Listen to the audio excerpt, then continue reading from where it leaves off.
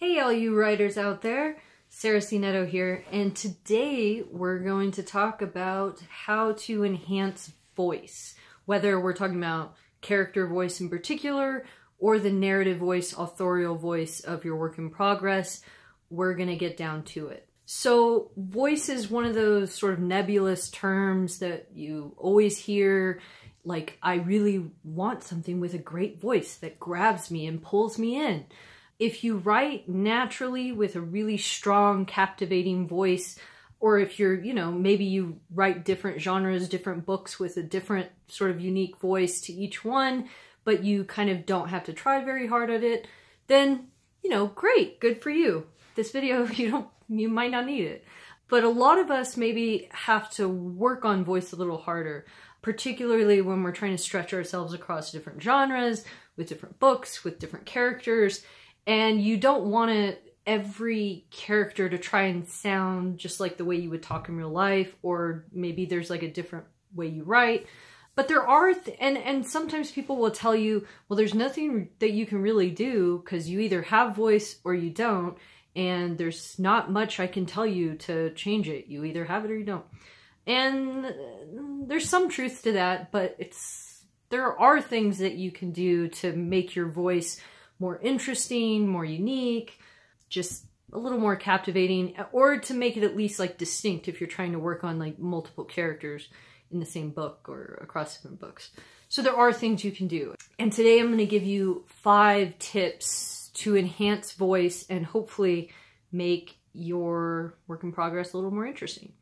So let's get into it. So number 1 on my list to improve voice, one of the first things I might pay attention to is diction or word choice. And word choice kind of covers everything because you're thinking, what word are you actually choosing to use? Are you saying red or crimson or garnet or ruby or, I don't know, I can only think of so many terms for red off the top of my head.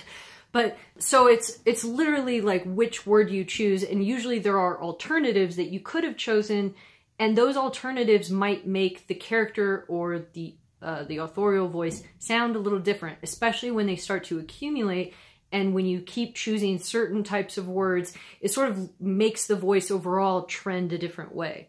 Okay, like yeah, the person who says red and versus the person who says crimson, like in everyday conversation, those are probably different people, right?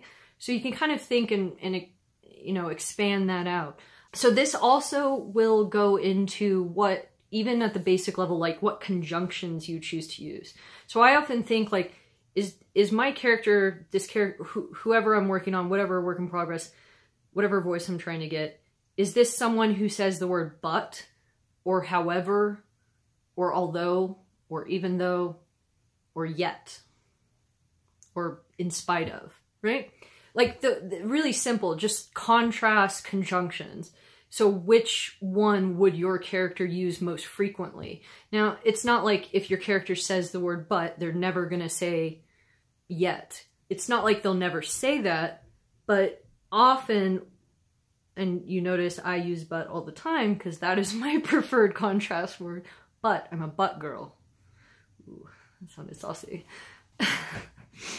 So you want to think about what are the and common little phrases that you can kind of easily be on the lookout for, and you can always do sort of a search through your document for certain words and to see how often you use them, or you can just be aware of them, keep a little bank for different characters, and keep a list of what words you don't want your character to use and which ones you do want them to use.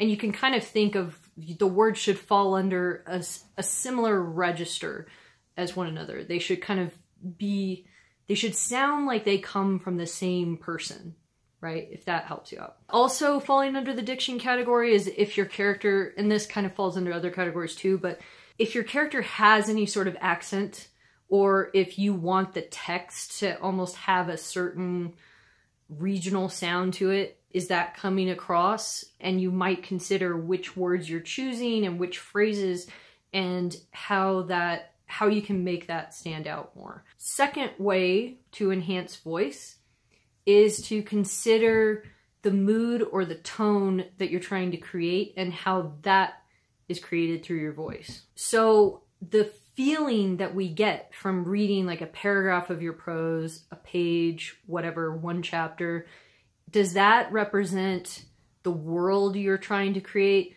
Does it represent the genre that you're writing in? Let me give you some examples.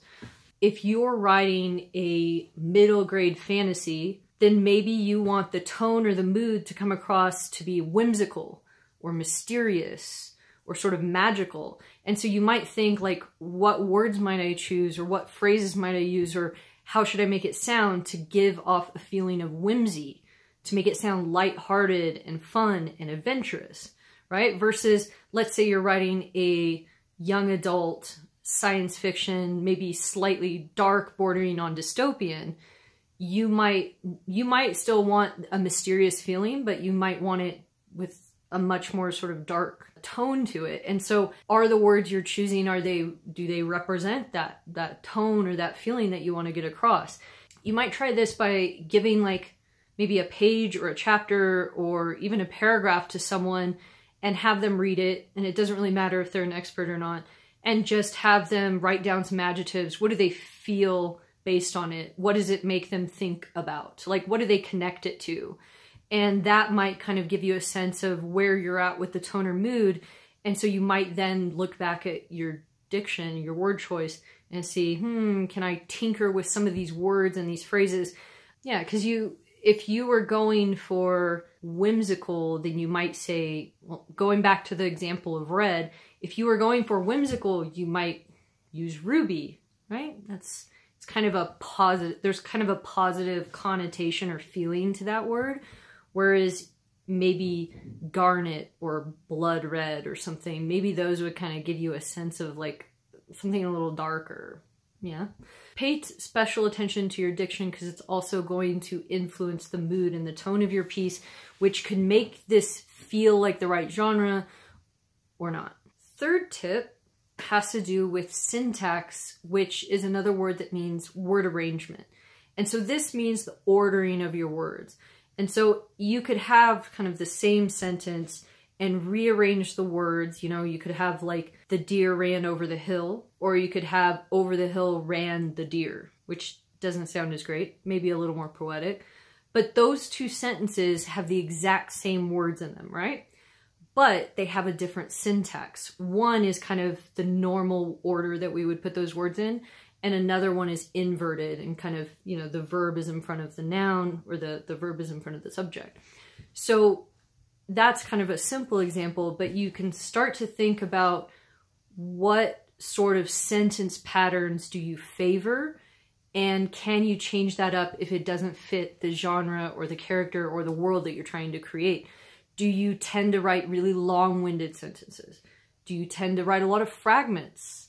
Do you tend to write short, punchy sentences? Do you tend to write a lot of complex sentences? Do you tend to write more complex sentences or more simple sentences? Because that's going to affect the rhythm of your piece, the way it sounds when someone's the way it sounds in their head, and that's going to affect the voice. So if you're trying to have like a more traditional narrative sound with a sort of educated sounding narrator, then you will probably want longer, more complicated sentences with more subordinating clauses and things like that, which we'll save that for another video. And but then if you were going for a more sort of salt to the earth, simple character or voice, and maybe no nonsense, then you might want sort of short, punchy sentences. So you might want to pay attention if your default voice or your default sentence patterns, take a look at that and see, does it actually match what I'm trying to give off about this character or my voice? Or is it actually just the way I speak or the way I think, but it doesn't really fit this character or story? And you can change that. Fourth tip also has to do with syntax, word arrangement, but it has to do with phrasing. And so you want to think about what sorts of phrases and patterns are you going to use again and again? Which ones do you naturally use? And which ones would you want to add in or avoid? So I noticed that I love using contrast. I like throwing but all the time, or although, or however. Like I'll be writing and I'll just have contrast. And I think it actually may come down to the way I think of things. I kind of think by ping-ponging sort of back and forth. But that might not be what you actually want your, or my character to sound like. I might not want them to be contrasting their ideas back and forth all the time in the actual voice. You can pay attention to the way you frequently combine your sentences or combine your phrases and clauses and see if that matches what you're going for. For instance, well, a character using for instance, by the way, if you use a lot of like if then, like if I do this, then this will happen. You would probably use those constructions frequently if your character, if the voice you're going for is someone who's really prone to logical thinking and they kind of think things through and think about cause and effect really often. Now, if you use a lot of contrast words and phrases, then maybe you're going for someone who feels very conflicted and who's torn and who's warring between ideas. You might not connect words and phrases very frequently if you're trying to give a more disorderly sort of thinking, maybe some sort of weird like stream of consciousness style. So consider what patterns of phrases you're using most frequently, and do those reflect the sort of psyche of your character, or do they reflect what you're trying to get across with your authorial voice? Either one. Fifth and last, worth mentioning, is figurative language. So by figurative language, I'm referring to metaphors, which is a direct comparison, like my love is a rose.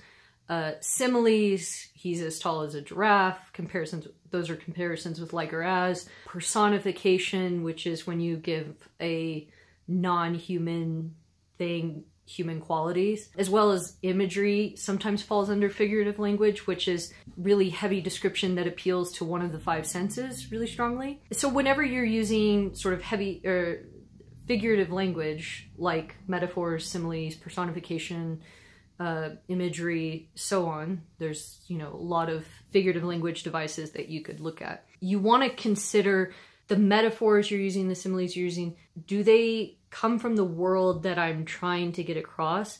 Does it come from this character? Does it come from this place, these people, or not? Or does it come from my own experience, but it doesn't actually relate to your character? So, I mean, a simple example would be like if you're writing an epic fantasy or a far distant sci-fi, then you probably don't want to compare anything to our modern world, because that would not make sense, right? So that may be something, if you've written in those genres, you probably already know that, and you find yourself maybe easily wanting to compare things to what we already know and what's really familiar to us, but we can't do that. So instead, we have to compare things to what's developed in that character's world. And so you might want to think, what sort of stories does my character know and tell? What are the sort of legends or ideas or literature that exists in the world of my character? What is my character or these characters, what do they believe? Like, not just religious beliefs, but what do they sort of believe in? What do they think about? What do they aspire to? All of those sort of ideas are going to affect the way they view the world and the way they would the way figurative language should be used around these characters.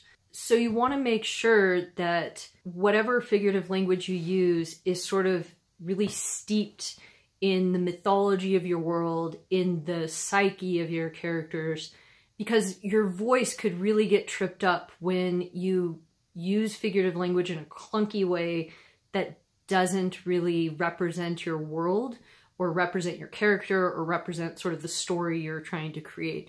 So make sure to kind of see what figurative language you're using and how it holds up. So those are all the tips I have today to help you enhance the voice in your work in progress, whether it's a revision or a first draft.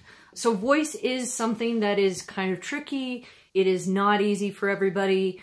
Sometimes it's a have it or don't have it kind of situation. But I think there are ways to kind of fake it and get around it. If you're a hard worker and you don't mind a little extra revision and a little extra editing, you can change the voice of your work and you can make it better and you can make it more interesting and captivating. So give some of these tips a try, and if you like this, let me know, and comment down below with any other ideas you have about enhancing voice, because I'm always looking for more, because sometimes this is something I struggle with. And so until next time, happy writing, happy reading, work on your voice, and I'll see you guys later. Bye.